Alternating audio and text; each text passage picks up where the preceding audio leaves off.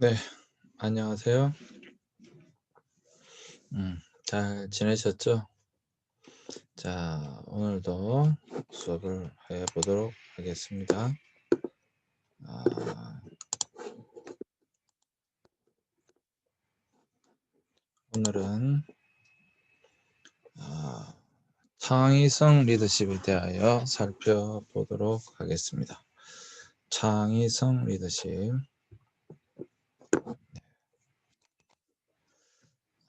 차례는요, 창의성과 창의적 사고 능력, 비전과 창의성을 통한 핵심 역량, 4차 산업혁명과 창의 융합 역량, 창조적 리드의 조건, 감성 에세이가 되겠습니다. 자, 미래에 부응하는 리더십의 요건은 창조적 변혁과 자기 변혁이다. 네, 미래에 부응하는 리더십의 요건이 무언가? 그것은 창조적인 변혁과 자기 변혁이다. 변화되지 않으면 안 된다라고 하는 것이죠. 그렇습니다. 세상은 빨리 변화되고 있는데 내가 변화되지 않는다라고 하면 그것은 그 변화를 따라갈 수도 없고 이겨낼 수도 없죠. 그래서 미래에 부응할 리더십의 요건은 창조적 변혁과 자기 변혁이 되겠습니다. 변화되어야 된다라고 하는 것이죠. 자, 창의성과 창의적 사고력, 창의성과 창의적 사고력. 창의성이라고 하는 것은 어떤 일에 대해서 새로운 생각을 해내는 능력을 의미한다.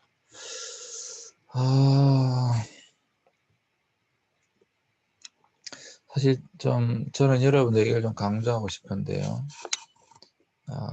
여러분 그런 아마 이야기 들어보셨을 겁니다. Big Think.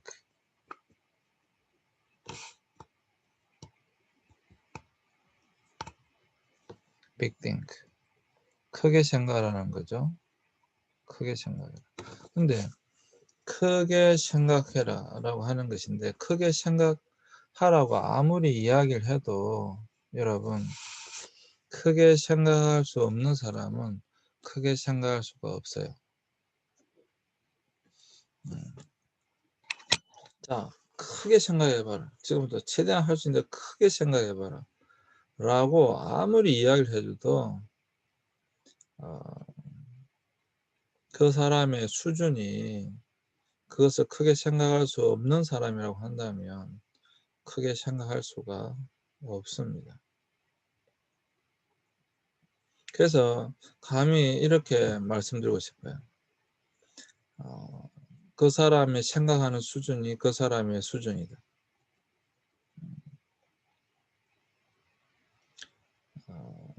옛날에 이런 이야기가 있습니다. 우리나라 아주 가난한 시절에 지나가다가 부자가 어떤 거지 청년을 만났습니다. 아주 가난한, 우리나라 거지 많았어요. 여러분들은 뭐 내가 어릴 때만 하더라도 거지 많았습니다. 근데 그 거지 청년 보고, 거지 아이 보고, 10대가 되겠죠. 그 청소년 보고 네가 먹고 싶은 대로 다 사주겠다. 자, 그러면 네가 먹고 싶은 걸 먹고 싶은 대로 먹을 수 있으니까 네 마음껏 주문해봐라. 그 이제 이 아이를 데려가서 짜장면집에 데리고 와서 이 식당에 있는 거 무엇이든지 먹을 수 있다.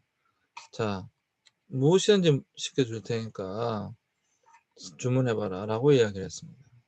그랬더니 이 이제 그 거지 아이가 정말요? 그래, 네가 무엇이든 먹어도 돼. 무엇이든 시켜도 돼. 정말요? 그럼 내가 무엇이든 시켜줄 테니까 걱정하지 말고 주문해봐. 근데 그 아이가 뭐라고 이야기했겠어요? 그 아이가 무엇이든지 먹을 수 있는데, 무엇이든지 먹을 수 있다고 이야기하는 그에 대해서 뭐라고 주문했겠습니까? 그 짜장면집에서, 중국 음식 요리집에서. 이 아이는 이렇게 외칩니다. 무엇이든 먹을 수 있는데 이 아이는 이렇게 외칩니다. 짜장면 꼴빼기요. 이렇게 외칩니다. 왜 그 아이가 그렇게 외쳤겠어요? 물론 짜장면이 정말로 먹고 싶어서 그렇게 외쳤을 수도 있습니다. 정말로 그 아이는 짜장면을 너무 좋아해서 그럴 수도 있습니다. 그런데 여러분, 더 중요한 것은 그 아이가 먹어본 게 짜장면이었던 거예요. 그래서 짜장면이 너무 먹고 싶었던 겁니다. 그 요리 식당에, 그 식당에 정말 비싼 것도 많이 있었을 텐데도 불구하고 그 거지는 그걸 먹어본 적이 없는 겁니다. 그래서 자기가 생각할 수 있는 최대한의 주문이 뭐냐 하면 짜장면, 곱빼기였던 겁니다.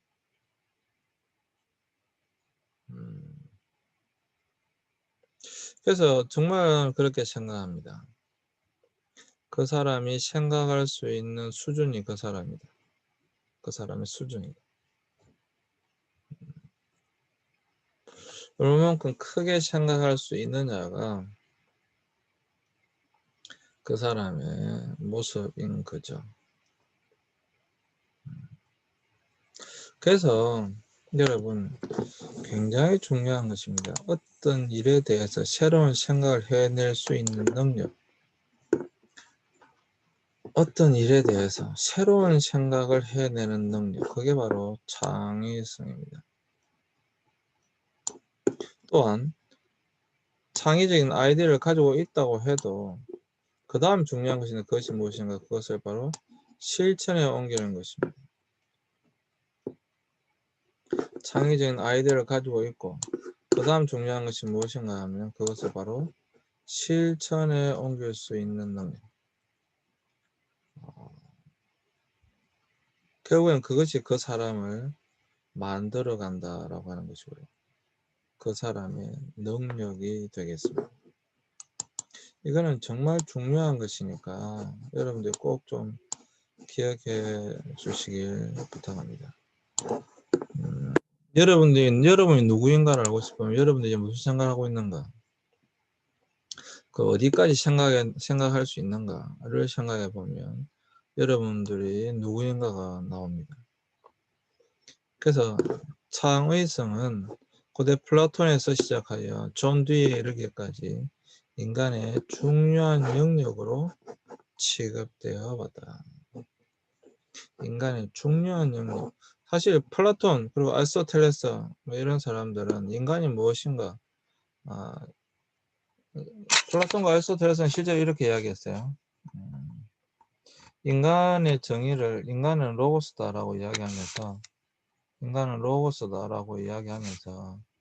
왜 로고스인가? 인간은 A와 B라고 하는 것을 통해서 C라고 하는 것을 만들어낼 수 있기 때문이다. 이게 인간이다. 이렇게 이야기했어요. 단순히 A라는 것과 B라는 것만 놔두는 것이 아니고 A와 B를 통해서 C를 만들어낼 수 있는 존재. 이게 인간이다. 이렇게 이야기했습니다. 창의성이죠.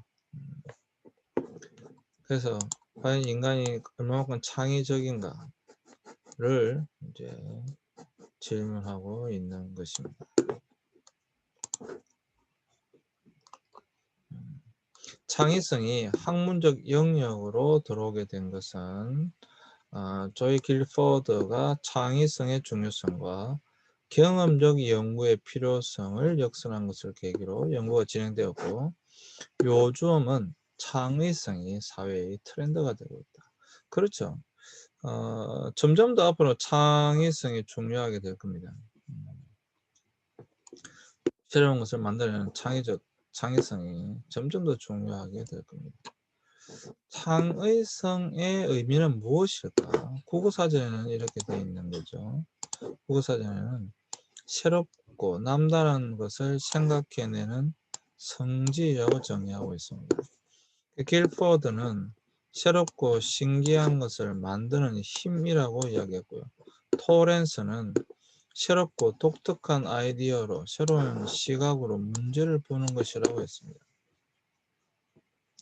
다른 말로 하면 한마디로 요약하면 뭐예요? 남다른 것이죠. 남다른 것. 똑같은 것이 아니고 색다른 것, 남다른 것, 뭔가 남다른 것. 다른 사람들과 뭔가 다른 것. 이러한 것을 만들어내는 능력. 이러한 것을 만들어내는 능력.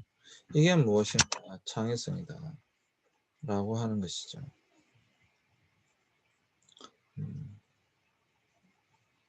새롭고 남다른 것을 생각해내거나 만들어내는 것. 어떤 아이디어를 생각해내는 것. 그러한 것들이 무엇인가? 바로 창의성이다. 라고 하는 것입니다.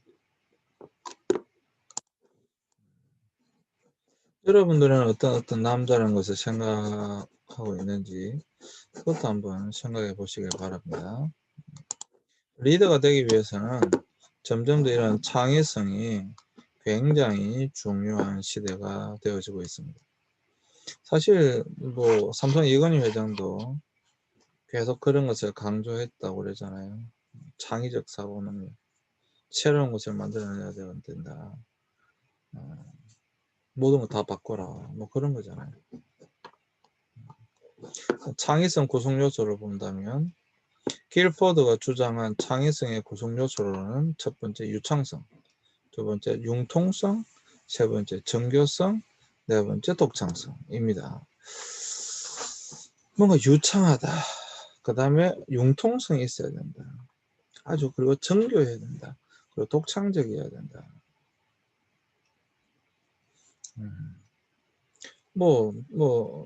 보기만 해도 그렇겠구나라는 생각이 들죠.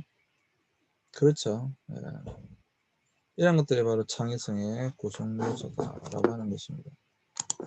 뭐 사실 너무도 당연한 것들인데요. 우리는 여러분 창의성이라고 할 때 대부분 뭐만 생각하냐면 여기 독창성만 생각합니다. 물론 창의성은 독창성이 분명히 있어야 되죠. 아주 독창적인 요소가 분명히 있어야 되죠. 근데 독창성만 있다고 해서 그것이 창의적이다 이렇게 아니다라고 하는 거예요. 그렇습니다. 독창성만 있다고 해서 그게 굉장히 창의적이다. 그렇게 보시면 안 된다라고 하는 겁니다. 그게 굉장히 정교해야 되고요. 융통성도 있어야 되고요. 굉장히 그런 것도 유창하기도 해야 되고요. 하여튼 이런 것들이 다 포함되어야 된다. 사실 독창성은 맨 마지막이죠. 사실 그게 얼마만큼 널리 사용되어질 수 있느냐, 얼마만큼 융통적이냐, 변형이 가능하냐라고 하는 거고요. 또 얼마나 정교하냐가 훨씬 더 중요할 수도 있어요. 독창적인 것보다. 물론 독창적인 게 중요해요. 근데 독창적인 게 중요하지만 독창적이다고 해서 전혀 융통적이다고 정교적이다고 유창하지도 않다고 한다면 그거는 뭐 아무 의미가 없는 거죠. 그렇지 않습니까? 사실 아무 의미가 없는 거잖아요. 그래서 길포드가 주장한 창의성의 구성 요소는 이러한 것들이 있다라고 하는 것입니다.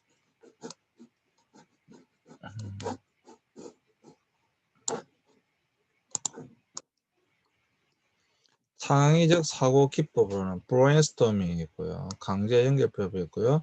스캠퍼가 있습니다. 이거는 한 가지 있으니까 살펴보겠습니다. 자, 먼저 브레인스토밍. 뭐 많이 들어보셨을 거예요. 알렉스 오스본이 개발한 아이디어 생성 기법으로 세계 각국에서 많이 이용하는 방법, 이미 많이 이용되고 있습니다. 이 방법은 7명의 인원이 아이디어를 한 개씩 적은 다음 계속 돌려가면서 아이디어를 모두 적은 다음 같은 주제로 분류하고 그 중에서 좋은 아이디어를 선정하여 정교하는 방법입니다. 자, 여기서 중요한 것은 일단 브레인스토밍에 있어서 가장 중요한 것은 여러분 브레인스토밍에서 가장 중요한 것은 자유로운 사고입니다. 자기 어떤 사람이든지 제한을 두지 않고 생각하고 싶은 대로 자유롭게 사고를 할 수 있는 거예요. 또 자유로운 사고, 그다음에 자유로운 소통. 자기가 발표하고 싶은 것을 얼마든지 발표할 수 있는 겁니다. 그리고 그것을 가지고 그냥 그것으로만 끝나면 그냥 말 그대로 막 이야기만 하는 것이고, 그걸 통해서 이제 더해져서 그것을, 그 아이디어를 가지고 이제 어떤 한 것을 만들어내는 겁니다. 여기 보시면 이제 선정, 정교화 이렇게 되어 있는데, 그것을 만들어가는, 선정하고 정교화하는 작업들을 해 나가는 것입니다. 그게 브레인스토밍이에요. 그냥 자기 하고 싶은 이야기만 막 하고 끝내는 게 아니고, 일단 자유롭게 생각하고 자유롭게 표현하고, 그리고 하고 난 이후에 그걸 가지고 계속 토론을 통해서 뭔가를 만들어가는 겁니다. 이게 중요해요. 그러면 이야기만 한 게 아니죠. 물론 굉장히 자유롭게 이야기하는 자체가 중요한 거예요. 그럼요. 일단 자유롭게 이야기한다는 자체가 굉장히 중요한 것입니다. 그렇지만 그것을 통해서 자유롭게 소통을 하고, 자유롭게 소통을 하고 난 이후에 그것을 통하여서 이제 한 가지 이야기를 해 나가는 것이죠. 그리고 그것을 통해서 이제 정교화 시키는 것입니다. 그래서 이거 굉장히 중요한 것입니다. 브레인스토밍은 이미 많이 이미 사용되어지고 있죠. 회사에서 어떤 사무실에서 회의할 때도 자유롭게 이제 브레인스토밍 하죠. 자유롭게 이제 이야기하죠. 그리고 나서 그 어떤 아이디어가 나오는 것에 대해서 무시하거나 그런 것이 아니고, 그것을 통해서 자꾸 이렇게 이제 대화를 통해서 정교화 작업시켜 나가는 것이 되겠습니다. 네. 브레인스토밍은 여러분들도 많이 들어보셨을 것이고, 이미 뭐 많이 하고 있으니까 아마 여러분들도 충분히 아실 거라는 생각이 듭니다. 기본 원칙은 그렇죠. 비판하지 않기, 모든 아이디어를 수용하기, 아이디어는 많게 하고 결합과 개선을 통해 더 좋은 아이디어로 발전하기. 이게 중요합니다. 그러니까 방금 내가 이야기했는데, 어떤 이야기를 한다고 해서 그 아이디어를 비판하면 안 되고요. 그냥 그 의견은 의견이니까. 그리고 모든 아이디어를 수용하고 그걸 통해서 발전시켜 나가는 겁니다. 발전. 결합과 개선을 통해서 더 좋은 아이디어로 발전시켜 나가는 것. 이게 바로 브레인스토밍이 되겠습니다. 굉장히 중요한 것이죠. 두 번째가 이제 강제 연결법인데요. 주변에 있는 것을 무작위로 선택하여 그것을 새롭게 개발하려는 것과 강제로 결합하여 새로운 아이디어를 창출하는 것을 이야기합니다. 무엇이나 있으면 강제로 결합, 요즘 융합이란 말이 좀 나올 겁니다. 융합이란 말이 이제 많이 나오고 있는데, 그런 거 강제로 결합시켜 보는 거죠. 그걸 통해서 뭔가 새로운 아이디어를 만들어내는 그런 것을 이야기합니다.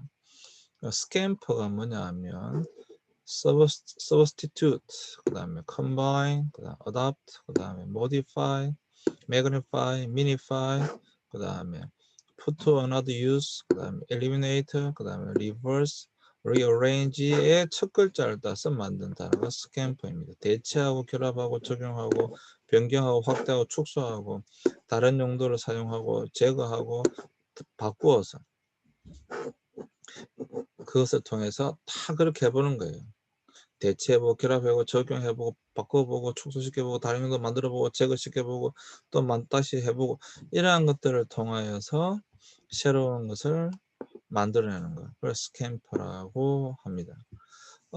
유명한 이야기죠. 미국에서 왜 그렇게 이제 창업, 스타트업 기업들이 성공하는가. 우리가 잘 아는 뭐 페이스북이라든지 아마존이라든지 그 다음에 구글이라든지 그 다음 마이크로소프트, 다 뭐 최근에 다 만들어진 거잖아요.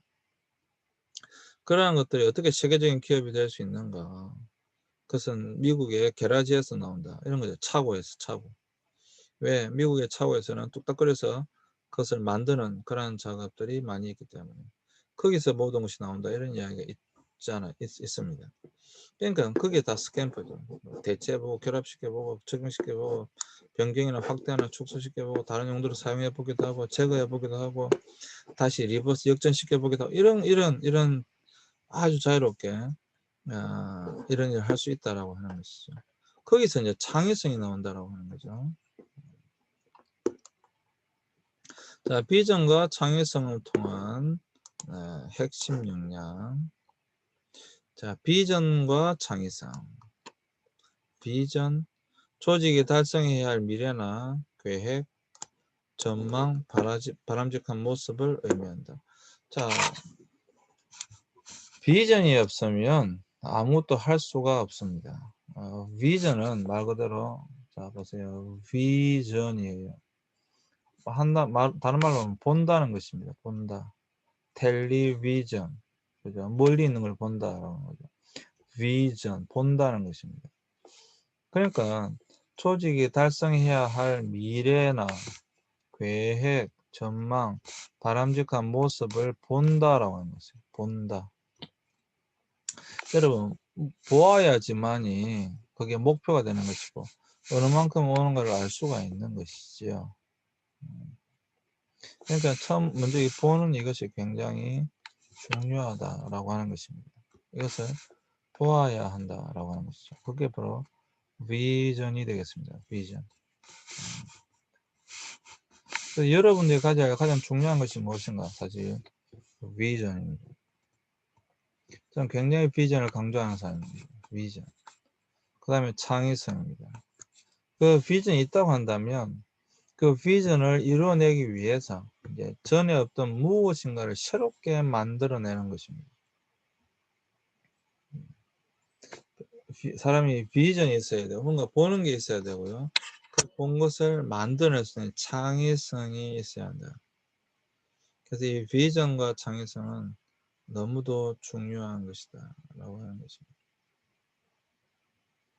이 비전과 창의성은 너무도 중요한 것이다.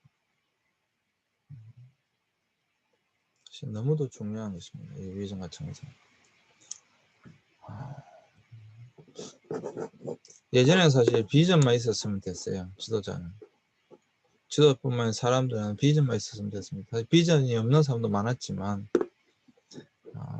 근데 지금은 비전 다해서 창의성이 굉장히 중요한 시대가 되어졌습니다. 비전과 창의성.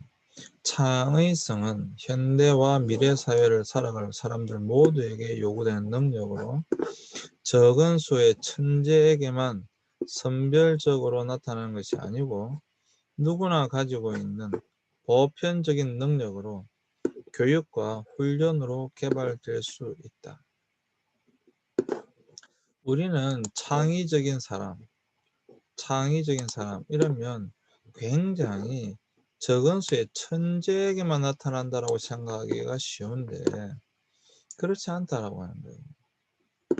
적은 수의 천재에게만 나타나는 것이 아니고 누구나 가지고 있는 보편적인 능력이다라고 하는 것입니다. 그리고 교육과 훈련으로 개발될 수 있다라고 하는 것입니다. 누구나 가지고 있는 보편적인 능력이고 교육과 훈련으로 개발될 수 있다. 이게 바로 창의성이다. 그래서 만약에 창의성이 개발되지 않는다고 한다면 여러분 우리가 지금 이런 수업을 할 필요가 없겠죠. 그냥 천재로만 태어나길 바라야 되는 것이고 그렇게 태어나지 않았다면 그냥 그렇게 살다가 죽어야 되는 거죠. 내가 자주 말씀드렸지만 설국열차에 꼬리칸에 태어났으니 계속 꼬리칸에만 있어야 되는 거죠. 그렇지 않다라고 하는 거예요. 방금도 내 이야기했지만 빌 게이츠나 마크 주커버거나 뭐 아마존 창립자나 뭐 그러한 사람들이 여러분 구글이나 그러한 사람들이 처음부터 그랬던 것이 아니라 창의적인 사고력을 가지고 했기 때문에 오늘날에 그런 기업을 불과 몇십 년 만에 만들었다라고 하는 겁니다. 그리고 여러분들도 할 수 있다라고 하는 겁니다. 확산적, 비판적 사고를 향상시키고 효율적인 수업 환경을 조성하기 위해 노력해야 한다. 창의성 있는 인재를 육성하는 것은 국가의 경쟁력을 키우는데 큰 역할을 하면 물론이고 미래를 살아갈 학생들의 삶을 행복하게 해주는 것이기 때문이다. 확산적이고 비판적 사고를 형성시키고 효율적인 수업 환경을 조성하기 위해 노력해야 합니다. 창의성이 있는 인재를 육성하는 것은 국가의 경쟁력을 키우는 데 큰 역할을 합니다. 그렇습니다. 사실 우리가 뭐 페이스북이나 아마존이나 구글이나 뭐 마이크로소프트웨어라든지 이러한 기업들이 우리나라에 있었다고 한다면 얼마나 대단하겠어요, 그죠? 유튜브도 마찬가지고. 이거 대단하잖아요. 물론 우리나라에 대단한 기업이 있죠. 그게 이제 다음이나 네이버 이런 건데. 지금도 사실 여러분 얼마든지 기회가 있다라고 하는 것입니다. 얼마든지 여러분 기회가 있다. 얼마든지 기회가 있다. 자, 그러면 이 부분은 잠시 쉬었다가 여러분 하도록 하겠습니다. 잠시 여러분 쉬겠습니다.